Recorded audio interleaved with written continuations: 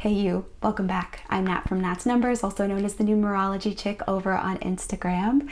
And in this week's video, we are going back to basics. I'm going to teach you how to calculate your life path number, or how to calculate the life path number of a family member, a friend, somebody that you care about, even an enemy. So in this video, I'm going to be doing a full tutorial on how to do this by hand, but I'm also going to talk about some of the controversy with your life path number, okay? So if you want to just go right to the calculation tutorial, click on the description box and I'll put timestamps for everything in this video, all right? But first, let's do story time. Let me talk about why the content of this video is so controversial. Can we just bring it out into the open? Okay, so your life path number is considered the most powerful number in your chart because it is your purpose, your mission in the world, the path that you've been asked to walk, the challenges and lessons that you're asked to embrace to be successful, to be confident, to feel amazing as you go out there in this holodeck of reality, right? So as numerologists, the way that we get your life path number is we take your birth date and we add it down to a single digit to get the overall vibration, the overall energy of this amazing purpose that you have. And there are 12 life path numbers that your birth date could then add down to. There's life path 1, life path 2, all the way to life path number 9. And then there's also the master paths, master path 11, 22, and 33. This is where it gets controversial. Based on the calculation method that we use, your 11 life path could actually turn into just a 2 life path. Your 22 life path could instead be a 4 life path. And your 33 life path could instead be a 6 life path. And I'm saying it this way to be ironic and sarcastic. But based on the method that we use, you might not be a master path, okay? So I want to tell you a quick story. In my early 20s, before I was into numerology, I worked at a metaphysical bookstore and crystal shop, and we would have people come from all around the world. And we had this really cool aura machine. It was a biofeedback machine, and you'd put your hand on a sensor and then it would generate your aura. And so I would wait till somebody was calm and they were relaxed, and I would take the picture and they would print out this beautiful little cute Polaroid.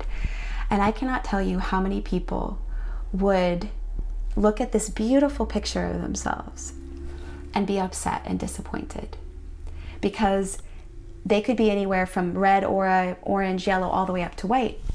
But the white was what people wanted to be because they thought that was better. The white had qualities like transcendent, spiritual, otherworldly, etc. And I remember being completely perplexed by this because I didn't understand why people thought that the white aura, the qualities of that were any more important or special than the other colors. I didn't get it. I didn't get it at all. I still don't. And I'm going to do a future video on this called the top dangers to watch out for in the New Age spiritual movement. But one of the dangers is this thing that I'll call spiritual elitism. And it's the idea that there's this select subgroup of people that are somehow more special or more gifted than the rest of the public, right? This is historical, this is archaic, this is human nature, it's been around forever. But listen, you and I are smarter than that. You know, we're a part of an honorable, self-responsible, self-accountable spiritual movement, and we're not here for that. It's not true, it's not useful, it's not healthy. I'll give you one more example. Do you remember, were you around when there was the indigo child movement? And so it was your child would have these particular cluster of qualities, and that meant that they were gifted and talented and special, which of course your child is, and that they were here to help the planet, move into a new age and a new era. But what it ended up doing is it made people feel that their child was more special and more important than other children, that the kid that's building, mud castles or something, or playing football was less special or evolved or talented or important than the other children that had different qualities and different talents. So that's another example. So anyway, so I digress. So the method that I'm gonna teach you to calculate your life path number, number one, do not get disappointed if you're not a master number, okay? Because it does not mean that you are any less successful, special, talented, valuable, attractive. Fill in the blank. Having a master number doesn't mean anything like that. It doesn't. All that a master number means is that you just have a highly charged focus in one area. That's it. That's it. Okay? All right. Also, I want you to keep in mind that there are other calculation methods, which I'll briefly go into, but there's an amazing numerologist named SOOO who coined this term hidden master number. So even if you don't have a final master number in the method that I'm going to share with you today, you could have a hidden master number, which means that you have the potential to tap into that highly charged like gift that's over here. So I'll link to her website, and I'll try to find that article. I don't remember where I read it, but I'll try to find that article to give her credit to it. Okay? All right, so all you're gonna need is your birth date, a pen and paper, and a calculator. Okay? I mean, you might not need a calculator to add, but I do. You think that I was good with numbers, but I'm really not. Okay. All right, so you ready? So I want you to write your birth date down just like this. Okay? Now, in the coming steps, I want you to watch out for the master numbers, 11, 22, or 33. If you see 11, 22, or 33 in any of the following steps, I want you to pause and leave it alone. But I'll share with you how to do this as we go through it.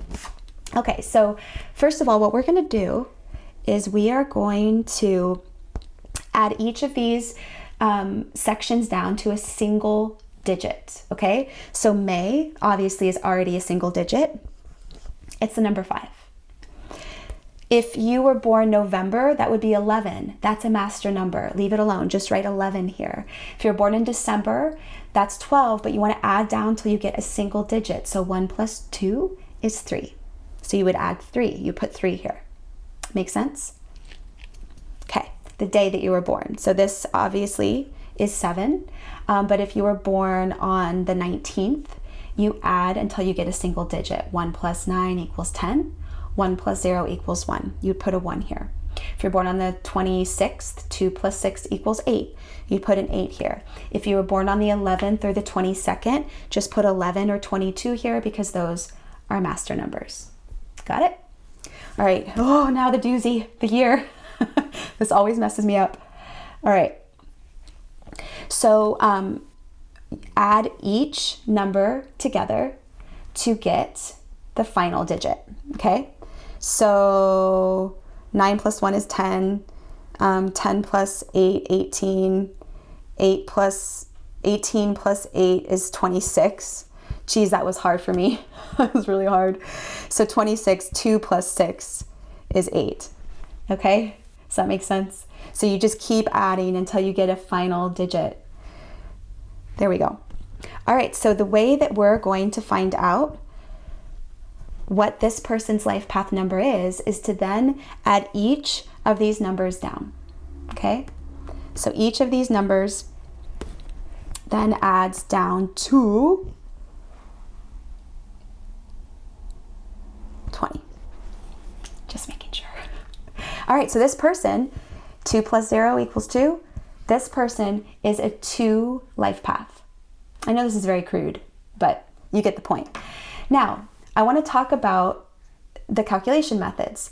The reason why this always made sense to me was because each section of your birth date is its own timing cycle, right? So this year is its own energetic vibration. 1988 equals the vibration of 8, okay? The day that you were born was its own timing cycle, its own day in the month. So the vibration of the 7 is 7, or the vibration of the 26 is the vibration of the 8. Does that make sense? And then obviously the month as well. So this always made sense to me as the primary main way to see what your fundamental life path number is. Now I'm going to give you an example. If any of the numbers that you got at the end, so if you were a 2 life path, a 4, or a 6 life path. There's a possibility that you could have a hidden master number, okay? If you did not get the master number using this method, if you were a client of mine, I would say you're not a master number. I'd say you're a 2 life path, a 4, or a 6, okay? I do make exceptions to this for people that work with me long term, and we discover that they have a hidden master number and it actually proves to be beneficial for their development based on what's going on in their life. But in general, if you got 2, 4, or 6, that's what you are. And it is powerful and it's extraordinary and it's beautiful and you are needed, okay? You are needed to show up as either the peacemaker, the builder, or the healer. Okay, but we can see if you have a hidden master number, and this is based on the work of Sue Frederick. She says that if you have a hidden master number, it's your choice of whether you want to bring that master number, which is an 11, a 22, or a 33, if you want to develop into that, if that's something that you want to bring to the table. So the other methods are this, okay? You ready for this? All right. I'm sorry about the light. It's just, it is what it is. So the other method would be taking May 7th, 1988 and going like this: 5 plus 7 plus 1 plus 9 plus 8 plus 8, okay? So it's taking every digit and turning it into a long addition problem like that. If you do it this way, you get 38 at the end. And then if you add 38 down, you get 11. So this person has a hidden 11, okay? All right.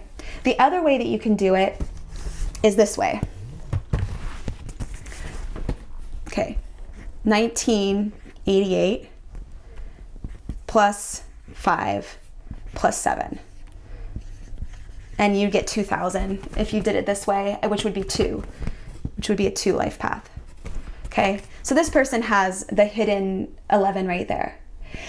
All right, so I hope that makes sense. I'm gonna put some links in the description box to an online calculator where you could just have somebody do it for you for free, like have a calculator do it for you for free. I'll also put a link in the description box to a written tutorial to do it by hand if my crude example wasn't at all helpful.